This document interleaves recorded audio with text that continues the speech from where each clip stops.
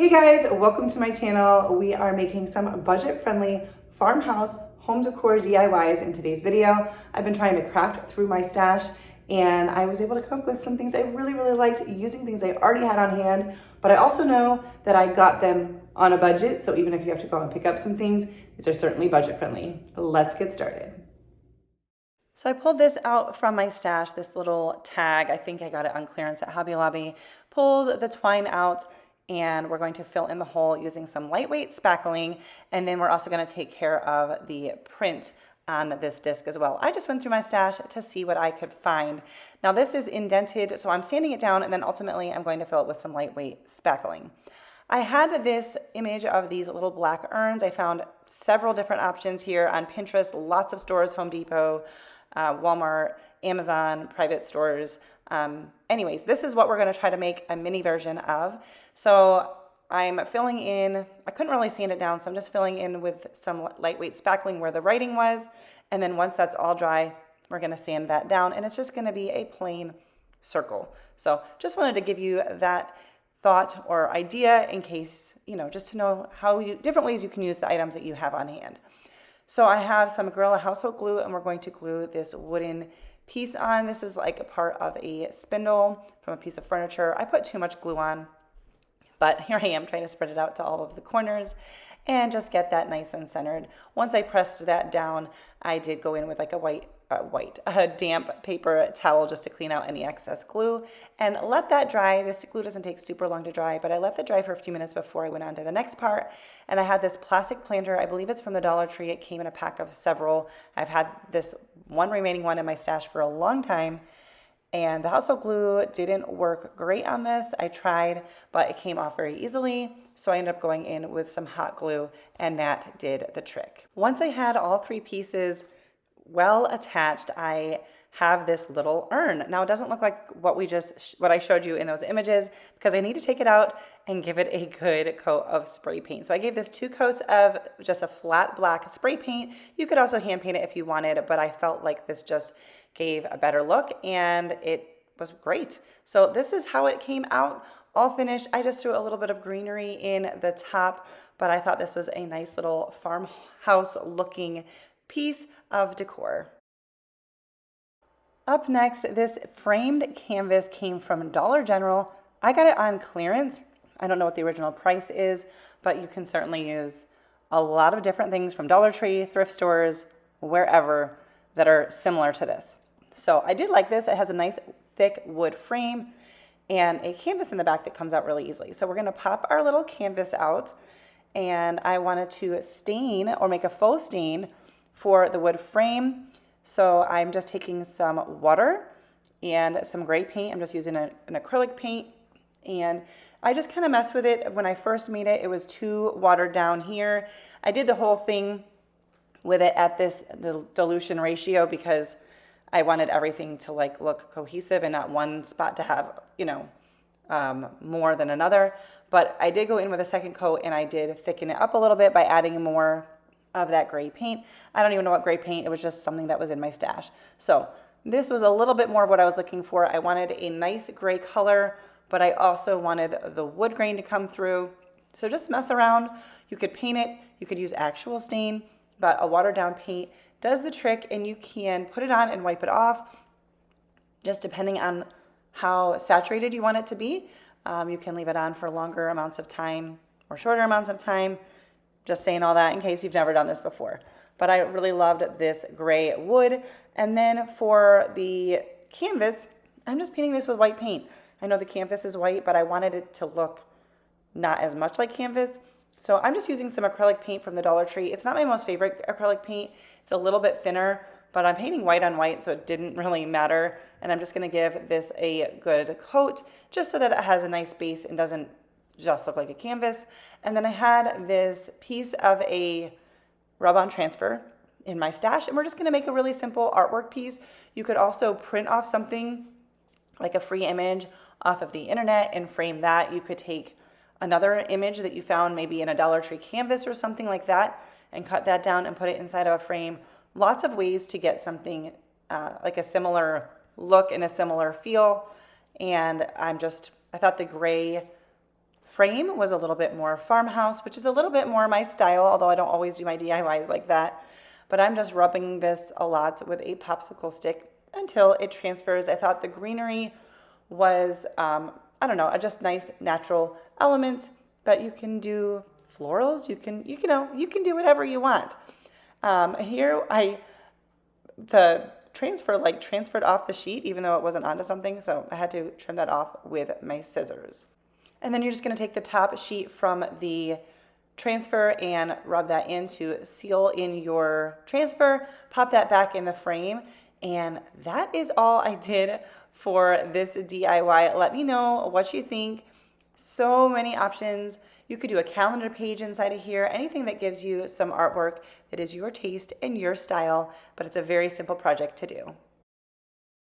Here is another simple DIY. I have this vase in my stash. Someone had gifted this to us a while ago with some flowers in it. It's a very pretty vase, but what I tend to do is just like to switch things up. So I gave it a couple coats of white spray paint out in my garage, and we're gonna take it from there. But you can use a thrifted vase, something you already have on hand.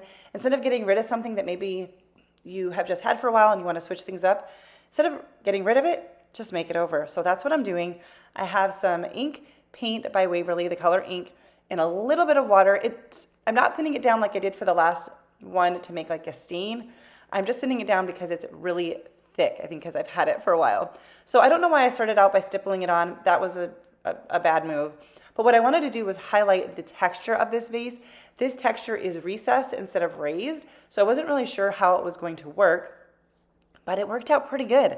So I'm going in with my paintbrush. I'm emphasizing the top and the bottom, and then just lightly going over the middle section. Some of those indentations did get filled in with the black paint and some did not. And I like that because I feel like it looks a little bit more worn and rustic-y.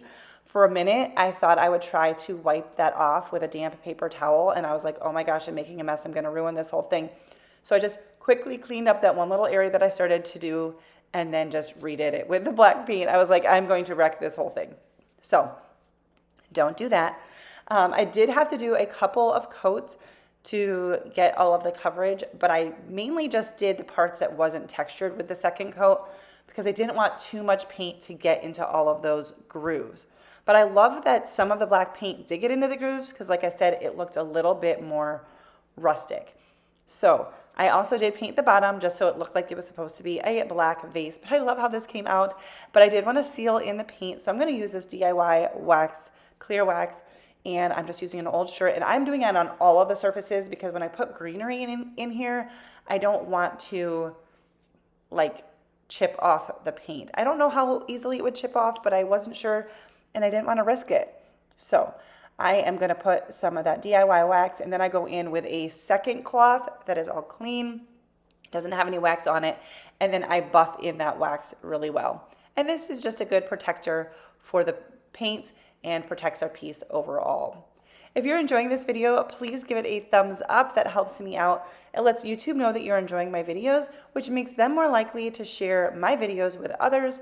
So it's a really simple way for you to help out. Also, leave a comment down below, leave an emoji if you don't know what to say. Let me know which DIY is your favorite. Do you like farmhouse decor? What is your style?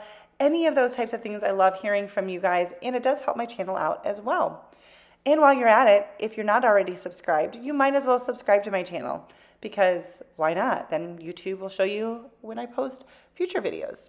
All right, back to this DIY. Once it's all sealed, it's complete.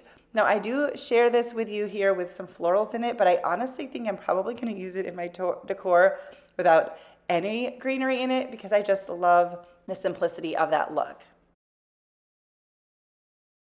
Also in my stash are these pretty little spindles. They look like they're probably from the back of a chair. And I did have some thoughts of things to make with them, but I didn't have the items on hand. So I'm gonna tuck that away in my mind for a future DIY. But I've seen on Pinterest from various places these chippy spindles, and they're just used as decor as is. They're not made into anything. So I thought I would give that a try. So I'm using a white candle and I'm just rubbing wax across the spindle. I did previously like clean off the spindle and all that to make sure there was no oils and grease and whatever on it. And then I don't know if this actually helps, but I was reading somewhere about rubbing the wax in to the piece. I've not done that before, but yeah, I don't know. I was trying some new methods in this process. So I have this chalk paint from Waverly. I think the color is Mineral. And I was gonna do white, but I'm almost out of white chalk paint.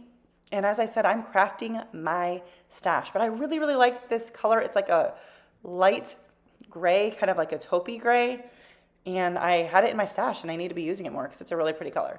So this, I'm just going to give a good coat with the Mineral chalk paint, trying to get into all of the grooves and then just kind of smooth it out. These are super textured spindles, and I'm just kind of doing one side, and then I will use my heat gun, or you can use a hairdryer on a low temp to dry it so that I can swap where I'm holding it in my hands. So I do 2 coats all together on these spindles, not necessarily a whole second coat, just kind of like in parts where I wanted a little bit more coverage. And then once both of these spindles, you can do as many as you want. I've seen them displayed in a basket. So if you had like a whole bunch of them done, here's the second coat. If you had a whole bunch of them, like 5 or 6 of them in a bundle would be really cute. But I just am doing these 2 and I will show you how I am styling them. And then we're gonna go in once this is all dry with a razor. You can also use, I mean, honestly, you could probably use your finger. You could probably use a popsicle stick. The one thing I was trying to do, well, obviously besides not cutting myself, which I was successful at not cutting myself, but I was trying to do the scrapes in not just one direction because it was just kind of looking like stripes, and I wanted it to look more naturally chippy. But the idea behind the candle wax is that where the candle wax is, the paint will not adhere as much and it's easier to scrape it off. I've done that method before and I feel like it didn't work as good this time. I certainly could have scraped off more paint. You can scrape off as much as or as little as you want. But I think maybe because of all of the different textures. Anyways, then I saw this idea to use a like paper sack to rub it, and it kind of supposed to soften the lines. It did not look the way that I saw it look in the example I saw. So I'm not going to share that link because I don't know if their suggestion was just not good or if I failed at it. So you don't necessarily need to do that. I didn't really see any difference, but supposedly it was supposed to soften the lines and make it look more natural. Either way, we're gonna seal this in with some more of that DIY clear wax. You could also use Mod Podge. Here they are by themselves.